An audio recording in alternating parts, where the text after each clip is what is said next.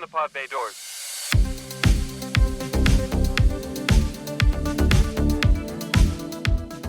Greetings and welcome to another exciting episode of the Cinematic Traveler Podcast. I am your intrepid movie-exploring host, Chris, and on this episode, I am going to be bringing you my review for the highly anticipated film Flight Risk, directed by Academy Award winner and certified crazy person Mel Gibson and starring Mark Wahlberg. And naturally, as a middle of January release, we know this has to be a high-quality film, correct? Oh, January, why do you hate me so? But that is what I'm here for. I'm here to go out and see these movies so you can be fairly warned.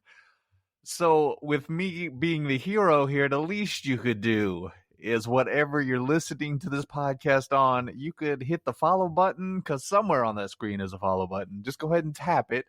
I would appreciate it because it does help me and the show, but it also helps you because it gives you every access to this show. You will get future episodes and previous episodes, so you will be warned away from some of these films, and you could hear all of my amazing reviews of my sexy, sexy voice. Please share the show with your friends, families, enemies, whatever. I don't care. You can also share the show on your social media. Speaking of social media, you can follow me on Instagram at Cinematic Traveler Pod, on Twitter or X at CMT Pod, on Blue Sky at Cinematic Traveler Pod, something. And I have an email address, thecinematictravelerpod@gmail.com, so you have plenty of ways to follow me and get in touch with me and keep up with the show. There, I got through that quick, fast, and in a hurry so we could dive into this episode. Before I do, though, and as I like to do on every episode, let me ask you how you doing, my beloved listener. I know 2025 is barely 3 weeks old, and it has already been a wild roller coaster ride of events. All I can tell you is to strap yourselves in, hold on for the ride, and we can get through this together. Just listen to the show. Hopefully, I can give you a little escape from what's going on out there, all the madness and chaos. Oh my God. Oh, I know I'll probably touch on some of it in this review because of the director of this film, but my God, what the hell is going on?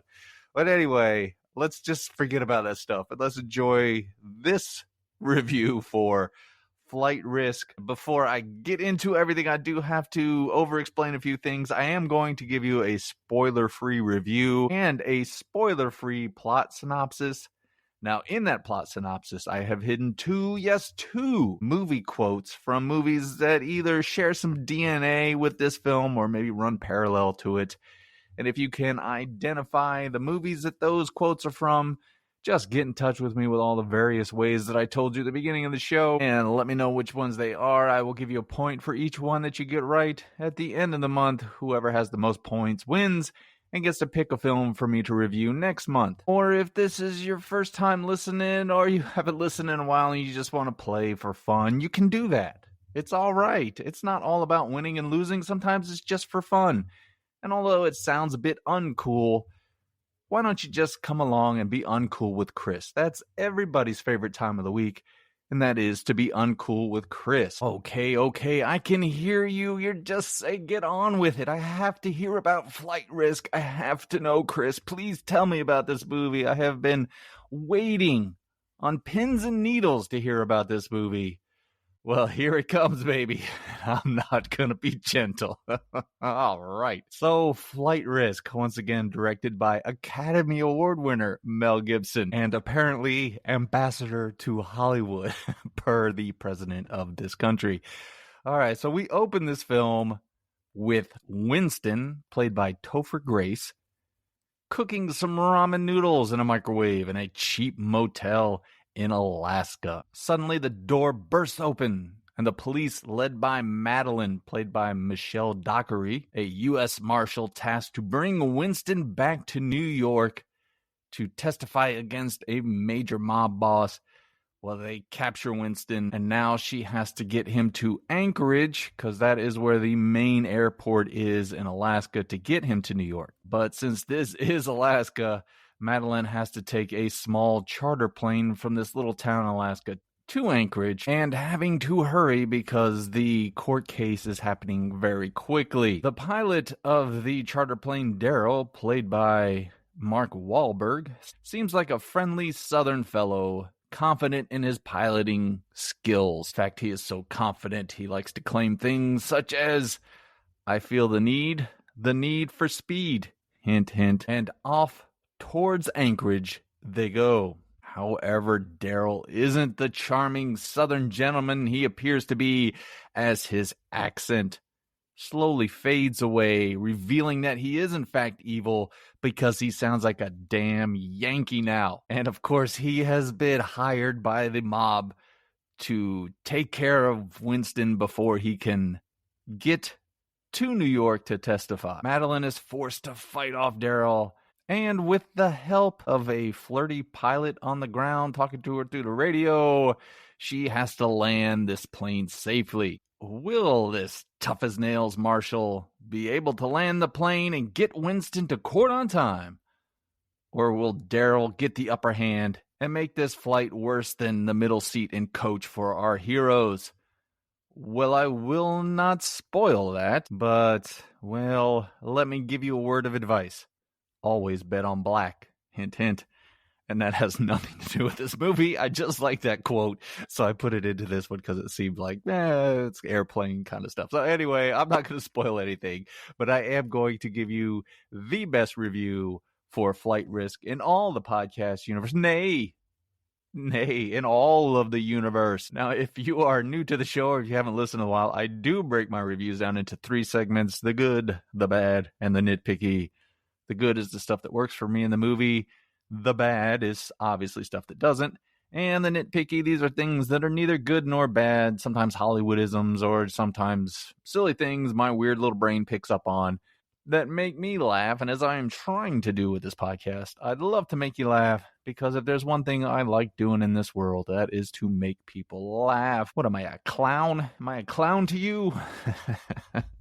Oh, I know I'm stalling so much. I don't want to talk about this movie. Please don't make me do it. Dance, monkey, dance. Yes, I'm dancing. All right, let's go into the good. And God, this is not going to take long at all. Oh boy, I struggled mightily to find anything positive in this movie. It was nice to see Topher Grace. He has a few jokes that land, 1 or 2, but yeah, it's good to see him. I don't know. He's just one of those actors you kind of like for some reason. Maybe because of the 70s show. He seems like a likable guy. The movie is about an hour and a half long, so it didn't really waste a lot of time. The movie theater I went to the little one up the street there, and the popcorn was exceptional. I don't know if I was just hungry or if they did something special. The girl put a lot of butter on it, man. She really heaped it on. Maybe she was trying to send me a signal. She was way too young. She was nice, though. Oh, that movie theater. I don't know if I ever told you this, but I've got 2. There's one is like a major chain here, Regal, and that one really sucks. And then there's one up the road. It's called Cinemark, and I guess they're nationwide, but they are so nice over there. And I know I'm just dragging this on because I don't really have a whole lot to say positive about this film. The experience of the movie theater was a joy. So let's go ahead and move into the bad or the negative of this film. So just settle on back, ladies and gentlemen, boys and girls, and everyone in between. This is going to be a bumpy ride. Oh my God. Well, I will say going into this film, as it is January, even from the first trailer I saw for this film, and I use that word loosely, I didn't have high expectations, although I will say, and as crazy as he is, and man, he has left the earth far behind. I don't know what happened to him, but Mel Gibson is a talented director. You don't win Oscars, get nominated for Oscars as a director if you don't have some kind of skill. And I don't know what it sounds like in this day and age, but I've actually enjoyed most of the movies that he has directed. I mean, come on, Braveheart, Apocalypto, Hacksaw Ridge. I mean, the guy's got some pretty decent films under his belt as a director, but this one, I hope he got a good paycheck for it, because my God, that's the only, like I said, that was the only thing I thought, okay, well, maybe he'll put a good spin on this or make this just a fun, cheesy ride, which is, I think, what they were going for, but it doesn't land, pun intended, at all. This movie is just so flat as far as the direction. It's camera A to camera B to camera A to camera B, close up to close up, cut back to close up. There's nothing exciting or visceral about it as you're watching it. The fights in the cabin are, well, they're comical at best. Oh boy, again, I don't want to spoil anything, but it's not a very big plane, and there are times where you're just watching these fights going, this is just ridiculous. And not in a good way, not in a fun laugh at the movie and the movie's laughing along with you. It seems like they're kind of taking parts of this movie way too seriously. I don't know what was going on with this film. We'll get to the performances in a minute, but my God, whatever they're trying to do with the tension with Mark Wahlberg, it's not there, especially because you know in the trailer that he's not the pilot. He's trying to kill everybody, so you don't have any tension there. And then it really, the movie just goes from him fighting, getting knocked out, getting tied up, then Madeline has to fly the plane, then he breaks loose, they fight, he gets knocked out, he gets tied up, and Madeline has to fly. But that's pretty much the whole of this movie. And as I mentioned, it's not fun. Again, I'll get to performances later and what they were trying to do, but as I mentioned, I think they were trying to go for something maybe cheesy fun, you know what I mean? But it just doesn't have that. It doesn't have that winking at you in the camera saying, okay, we know this is ridiculous, but just sit back and have some fun. It's not charming in any kind of way. You know what I mean? It just isn't. Oh, God, this movie. It's just not good. I don't know what else to say. Oh, my Lord. The story, it's very simple, which is fine. I guess it's just point A to point B. They try to do something with these characters that are off screen. Like there's his whole subplot about there must be a mole in the, I don't know if there's CIA or whatever. There's some kind of mole in the government and the police force or whatever that she's trying to figure out who it is. And characters are like killed off screen and stuff. But it's people that she talks to on the phone. You have no interaction with them. So when this plot is going on, you're like, I don't care. I don't know who these people are. I haven't seen them. I haven't invested in their characters at all. So why the hell do I care if they go, oh, so-and-so's dead? Oh, okay. So what? I mean, I guess if you were going to do it that way, then maybe cut from the stuff going on in the airplane and then show us these people and what's going on the ground. You know, maybe that would have added more to the movie. And it wouldn't got so boring, because it does get boring after a while. Like I said, it's the same thing. It's rinse and repeat throughout the whole movie. And it's just dull. There were times where I kind of drifted off, which is weird because it's only an hour and a half long. You think it would be kind of a fun little ride, but instead you're just like, oh God, are we ever going to get this goddamn plane to the ground? I mentioned the fight scenes. A lot of them don't make sense.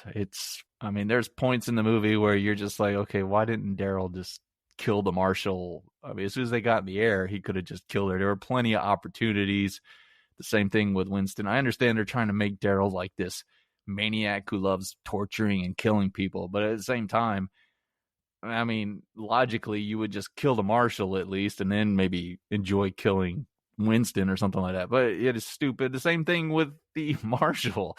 She's got Daryl several times. I mean, after the first time where she handcuffs him, and she's, I can go, okay, well, she's law enforcement. She's not supposed to kill. But about the second time he breaks loose and he almost kills her, I think I'd go ahead and put one in his brain. Just throw him out the plane, something. It just gets ridiculous. And I guess we'll move into the next negative of this movie, the acting. I mean, I give Wahlberg credit. He's trying. I mean, he's shaved his head bald in parts for some reason. I don't know why, but he's trying to be this over-the-top villain.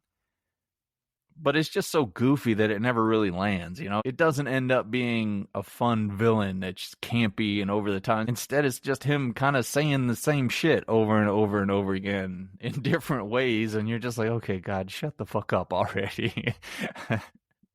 I mentioned Topher Grace. It was good to see him, but he plays the usual Topher Grace kind of character. He's a smart ass, and he has all of his sarcastic comments and everything.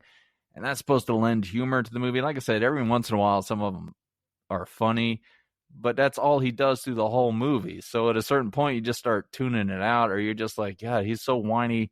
And there's points where I thought, God, Daryl, just kill this guy. I mean, you're not really rooting for anybody in this movie at all. Michelle Dockery as Madeline, she's about as dull as you can get. I don't know what movie she's acting in. I think she's taking it too seriously, maybe. I don't know. She's just so bland and boring. Again, there's nobody in this movie that you're really rooting for. Honestly, I was rooting for the mountain that they almost crashed into. I was like, please, end the movie here. Put me out of my misery. I mean, God, I don't get it. I mean, like I said, I understand this is January and this is where Hollywood dumps their shitty movies, but I mean, Mel Gibson, what the hell? I'm sure you got a great paycheck for this, but put some effort into it, man. I mean, if you're going to be the ambassador to Hollywood, you need to live up to that made-up title. Oh, my God. I live in a country where we have ambassadors to Hollywood from the government, and they're Mel Gibson, John Voight, and Sylvester Stallone. Come on. Somebody stop this nightmare. Wake me up. This is what I know I've got to be in the Matrix at some point. This makes no sense. And of course, we know anytime the government involves itself in any kind of artistic endeavor, it never ends very well for anybody. So yeah, I don't know what happened here, but this is a really bad movie. And it's not even so bad that it's fun. You can't even make fun of it and enjoy it for being bad. Instead, you're just sitting there going, this is a miserable, miserable experience. So I guess we'll move into the nitpicky. I don't have much more else to say. I don't have a lot of these either. I'm telling you, there were points of this movie where I was just drifting away. I don't know where I was, but I was not in that movie theater. Physically, I was in that movie theater, but mentally, I was somewhere else, somewhere much, much better, I'm sure. So with the nitpicky again, these are neither good nor bad, just silly, dumb things I find in these movies. Oh my God. If this is your first time listening to this podcast, you really picked an episode. You really picked an episode. First off, I mentioned that Mark Wahlberg, and you've seen it in the trailers, he's shaved bald spots in his head, like a major bald spot. You know, as a man that is follically challenged, I have to say I was offended by this film. Not by his betrayal as a man with the bald spot that is a psycho killer. No, that's fine. I accept all of the insanity that comes along with being a bald man. But I was offended that this actor with a full head of beautiful hair decided he had to shave his for this role. No, sir. You need to hire a balding actor to play this role so I can feel represented on the screen. And I think the only other thing that really stuck out to me was, as I mentioned in my plot review, there's this weird thing where she's talking to a pilot on the ground and he's trying to tell her how to fly the plane and land the plane and everything. But like from the first time he comes on, he's flirting with her and asking her out on a date. And I think what they were going for was he was trying to ease the tension of the scene. And it goes all the way, well, spoiler alert, it goes all the way to the movie when they finally meet. And I couldn't help but think, you know, what if she'd got out of the plane and he was, I don't know how to say this. How about this? He was the exact opposite of everything that she is looking for in a man or is attracted to in a man. Would she feel obligated to go out with him after he basically got her to the ground or not? I don't know. I don't know how women are. As a man, if I was in that situation and a female pilot talked me down and she was the exact opposite of everything I look for in a woman or am attracted to in a woman, I would still go out with her and take her out for a nice dinner because that's the right thing to do because she saved our lives. And since I made that agreement while I was trying to fly the plane and I am a man of my word, I would see that through because I wouldn't want to hurt anybody. Now, for you women out there, I'm sure you would have no problem breaking that date. Or perhaps you would go on the date and then halfway through the dinner, have one of your friends call you and act like there's some emergency so you could get out of it. Is that what you would do? I bet that's what you women would do in this situation. That's what they needed to have in this movie. A little realism. No, I'm not bitter. I'm not bitter at all. Relax. I'm only kidding, ladies. Of course, everybody would go out on the date. I just thought it would be funny if it was some guy that was like really repulsive. It'd be like, oh, did I say that? I was half out of my mind. It was low oxygen up there. I don't know. So anyway, that wraps up my review for this film. I know it's been all over the place. God help you if you've listened to this show. Oh, you are a special, special person if you made it this far. But overall, if you couldn't tell, this is a terrible, terrible, terrible movie. This does not even rank on a movie that I would tell you if it came on to Netflix that it would be halfway decent to watch. Just stay as far away from this film as you possibly can. Don't pay any money for it. Don't reward this film in any way. Let it be a huge bomb because, my God, it deserves it. This is so low effort and so insulting to you as a movie fan that you deserve better. So just turn away and walk away. I took the hit for you on this one. That's the type of guy I am. I would never say I'm a hero, but if you called me one, I would not argue with that. But I am sparing you an hour and a half of your life. Go out and do something else. Go take a hike through nature. Go visit an excellent restaurant in your town. Take your best guy or gal out to that restaurant and enjoy it. Savor that hour and a half, and know in the back of your head, whoever you're with, wherever you are, that I have given you that hour and a half. Because if you even had an inkling of a thought to go see this movie, I have spared you, and you could relish that as you're enjoying that glass of wine or that beautiful view of some mountain or waterfall somewhere. See, that's what I did for you. I lost an hour and a half. When I'm on my deathbed, I am going to look back on my life and go, how many years did all that time of those bad movies that I watched, how many years did that add up to that I could have done something significant with my life? Perhaps I could have been an ambassador to Hollywood. I mean, since we're making up titles, I'm going to be the regional manager of podcasts. I don't know. This is so dumb. Anyway, skip this movie. It's not worth your time or your effort. So if you are still listening, God bless you. I must have done something right. And if I did, please, again, follow the show, give it a rating, a review, get in touch with me on social media or my email. Play the contest. Let me know you're out there listening. I'd appreciate that. On my next episode, I will be doing our streaming surprise episode. That should be out, I think, around Wednesday. Then I'll follow that with my Star Trek V movie review. That should be out Friday. And I am on another podcast, Just Go Watch, and we will be reviewing a movie called Presence. And I think we're doing that in the middle of the week, so you can check that out. I will let you know that is a spoiler-filled podcast when we review movies over there, but you can check that out as well. So you're going to have plenty of podcast episodes with my sexy voice in it. So you definitely want to come back and check out all of those reviews that are coming up. But I want to thank you for taking the time out of your day to listen to my show. I tell everyone I know I've got the smartest and sexiest audience in all the podcast universe. And you never fail to live up to those high standards. And as you are traveling around on this blue and green ball, bouncing through the cosmos, I need you to do one thing for me. I need you to go out there and do that voodoo that you do so well. Punch it.